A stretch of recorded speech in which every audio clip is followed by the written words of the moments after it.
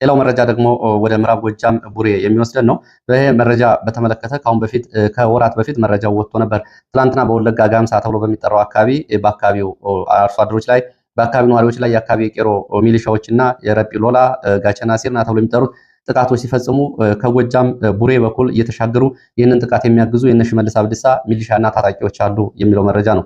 ቁጥራቸው በተለያየ ጊዜ ከፍና ዝቅ ይላል። ግን በርካታ በመቶዎች የሚቆጠሩ የእነ ሽመልስ አብዲሳ በአማራ ክልል ውስጥ ያሰለጠኗቸው የኦሮሚያ ክልል ሚሊሻዎች እንደሆኑ ነው የሚገለጸው። እንግዲህ በአማራ ክልል በኦሮሞ ብሔረሰብ ዞን በከሚሴ ቀጠና ያለውን በመደበኛና በኢመደበኛ ሁኔታ ያለውን የኦሮሞ ፖለቲከኞች የወታደራዊ ስልጠና ይታወቃል። አንደኛው በሚሊሻና በመደበኛው አደረጃጀት፣ ሁለተኛው በሸኔ በኩል ነው። በተመሳሳይ በዚህ ቀጠናም በቡሬ ወረዳም በእነ ሽመልስ አብዲሳ ደሞዝ የሚከፍሏቸው በርካታ ሚሊሻዎች መኖራቸውን ነው መረጃዎች የሚገልጹት። እነዚህ ሚሊሻዎች ደግሞ ተልኳቸው ወለጋን ሙሉ በሙሉ መዝጋትና ከቡሬ ወለጋ ያለውን መስመር ዘግቶ በዛ አካባቢ ያለውን እንቅስቃሴ አፍኖ ጉዳት ለማድረስና በሚፈለገው ዘመቻ ልክ በተለይ በንጹሃና በሲቪሊያን ላይ የሚደርሰውን ጉዳት መጠን ለመጨመር ታስቦ የተደራጁ ሚሊሻዎች ናቸው። እስኪ ወደ መረጃውን እንመልከተው በዝርዝር።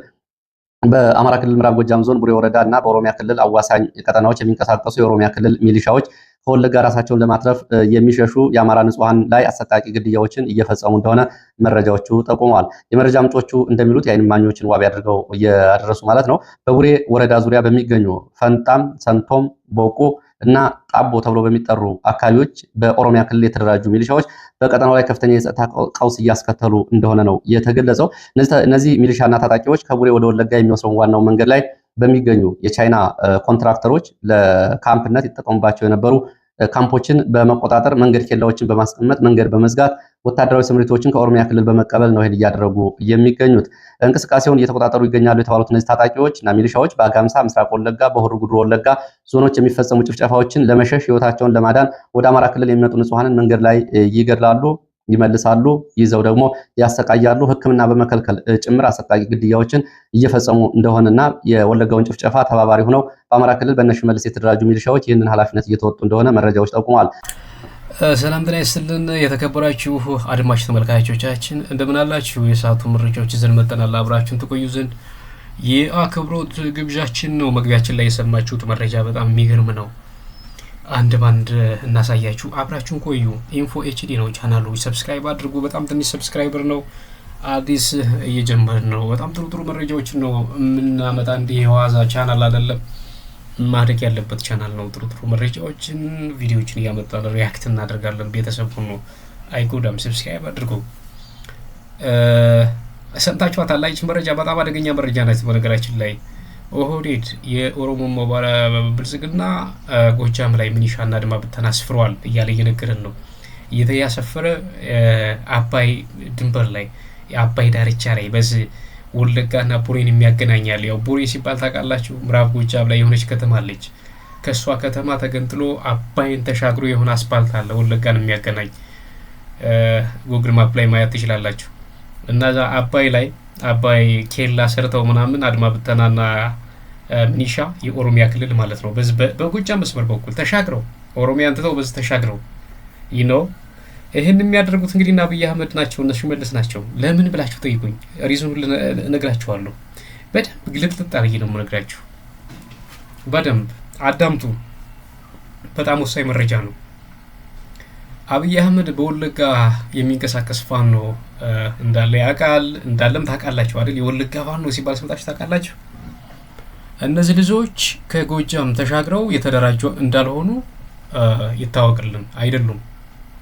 ወለጋ ላይ ቤተሰቦቻቸው፣ ንብረታቸው፣ ምናቸው፣ መሬታቸው በሙሉ በሸኔ እና በአብይ አህመድ ባደራጀው አድማ ብተና ሚኒሻ ተቃጥሎ ንብረታቸው ተወርሷል። ቤተሰቦቻቸው ሞተዋል። እህት ወንድ የሞተባቸው ናቸው።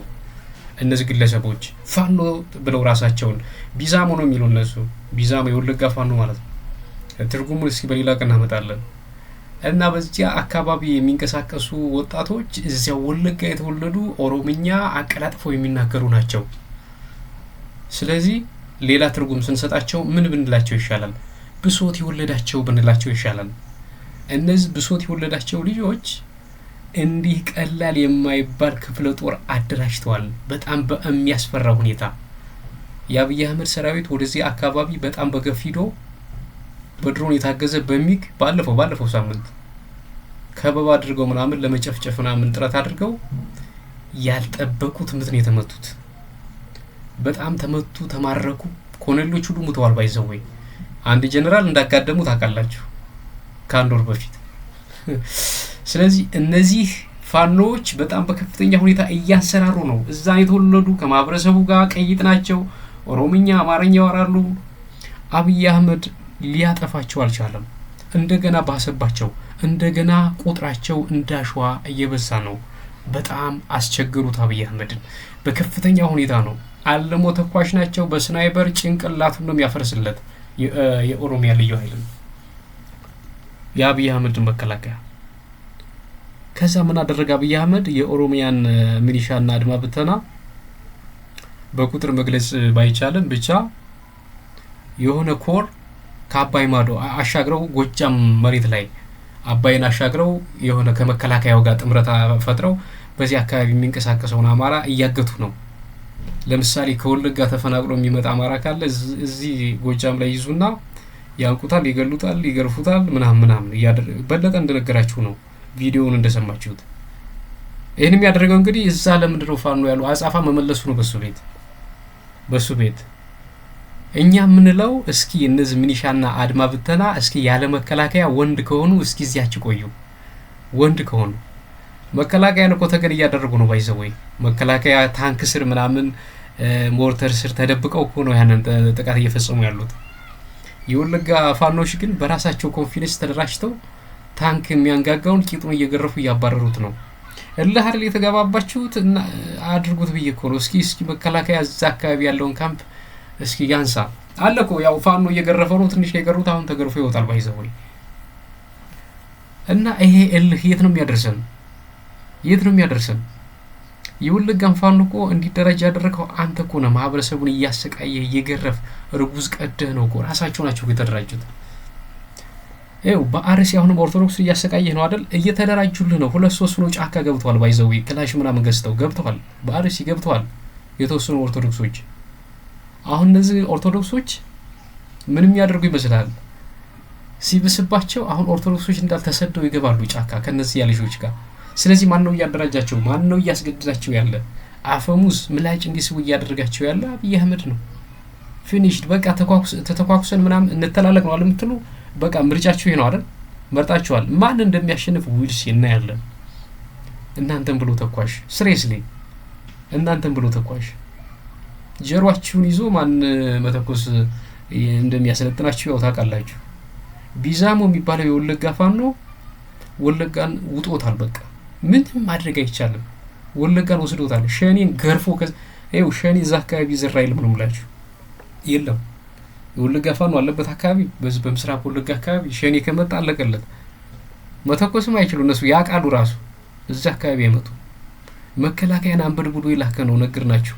እናንተ ለማናደድ የእናንተን ሚኒሻና አድማ ብተና በጎጃም መሬት ላይ አሻገራቸውና ከመከላከያ ጋር እዚያው የሆነ መከላከያን ደጀን አድርገው ማህበረሰቡን እንዲያሰቃዩ ለማድረግ የምታደርጉት እንትን በጣም ነው የሚያስቀው።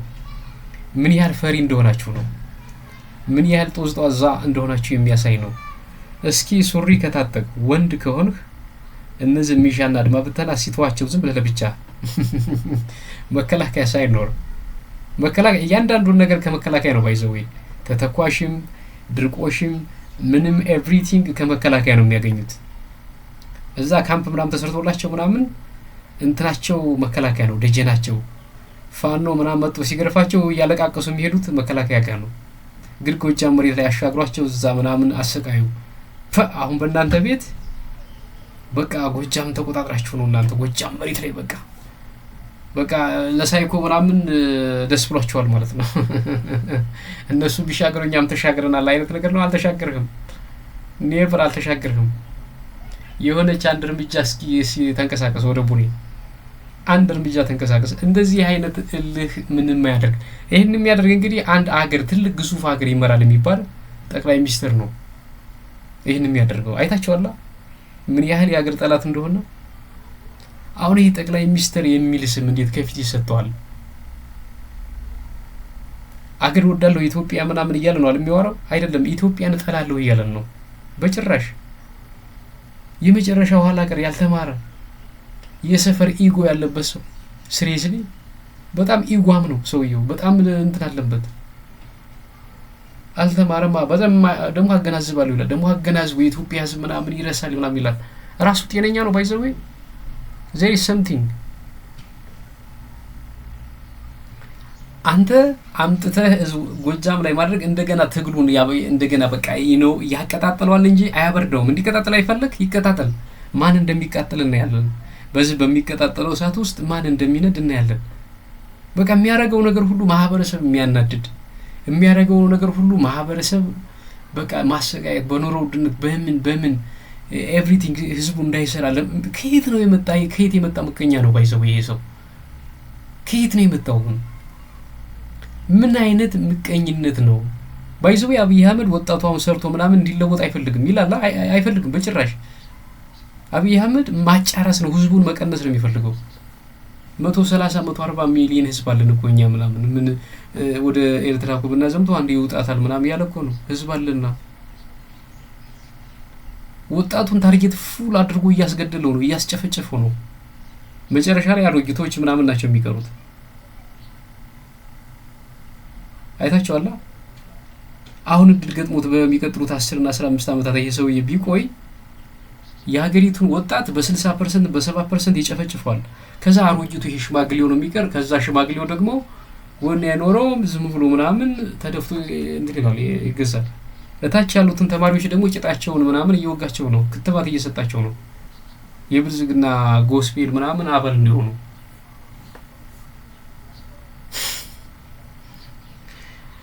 እና በወለጋ ያለውን ፋኖ ለዛ አጻፋ ምላሽ የሚሰጥ ጎጃም ላይ ማሻገር አሁን ሚኒሻ ምን ማለት ነው?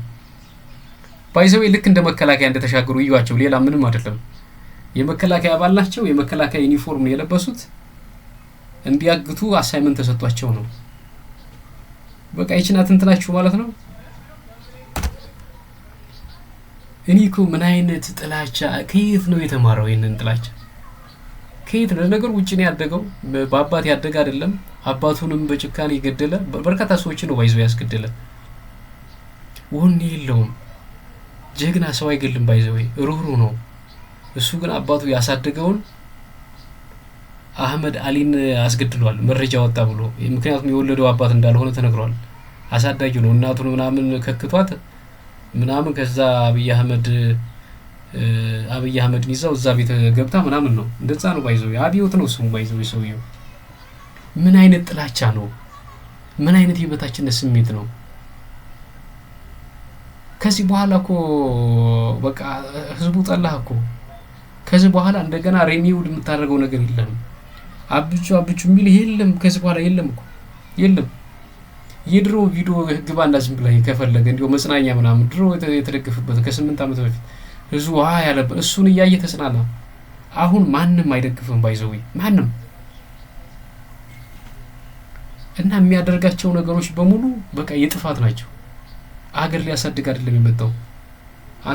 የአገሪቱን ፕሮጀክት ልምን ቀጥ አድርጎ አቁሞ ምንም የሚሰራ ምናምን ሳይኖር ጦርነት ብቻ እየተዋጋ አዲስ አበባ እየለማች ነው ይላል። የሆነች ኮሪደር ግዙፍ ሀገር እኮ ነው ኢትዮጵያ። አንዲት አዲስ አበባ ላይ የሆነች ቀጭን የአይጥ መስመር የምታክል ኮሪደር ሰርተ እንዴት በሚዲያ እንደዚህ ኢንተርናሽናል ደረጃ እንዲሰማል ትጋጋጣለህ? በጣም አሳፋሪ እኮ ነው። ኢትዮጵያ በጣም ግዙፍ ሀገር እኮ ናት። ሰፊ ሀገር እኮ ናት። ስንት ፕሮጀክት እኮ ይጠበቅባል፣ ስንት መስራት። የኢህአዴግ ምን ሲሰራ እንደነበር ታውቃለህ? ዩኒቨርሲቲዎችን ሲገነባ ነበር፣ አስፋልት ሲያነጥፍ ነበር፣ ፓርኮችን ሲገነባ ነበር፣ በርካታ ቴክኒክና ሙያ ሲያሳድግ ሲያደራጅ ነበር። በርካታ ነገሮችን አነስተኛና ጥቃቅን ተደራጅተው እየሰሩ ነበር። የለም ያ በርካታ የስራ እድሎች እየተፈጠሩ ነበር። ዩኒቨርሲቲዎች እየተስፋፉ ነው። ዩኒቨርሲቲዎች አሁን እንዳይስፋፉ አንድም ህንጻ እንዳይሰራ ብሎ አስቆመ። ሙስና ሊኖርበት ይችላል፣ ግን ሙስናው ነው እንጂ ማስቆም ያለበት ህንጻውን አይደለም። ብዙ ኢንፍራስትራክቸሮች ኢንዱስትሪዎች እየተገነቡ ነበር፣ አስቆማቸው። ቀጥ አድርጎ አስቆመና በሙሉ የአገሪቱን ካፒታል አሁን በጦርነት ነው እየተጠቀመ ያለው። ጦርነት በቃ ገንዘቡ አሁን እየተበደረ ነው እንደገና። አሁን ይሄ መንግስት ነው ብሎ ወጥቶ ሲያወራ ትናንት ላይቭ ላይ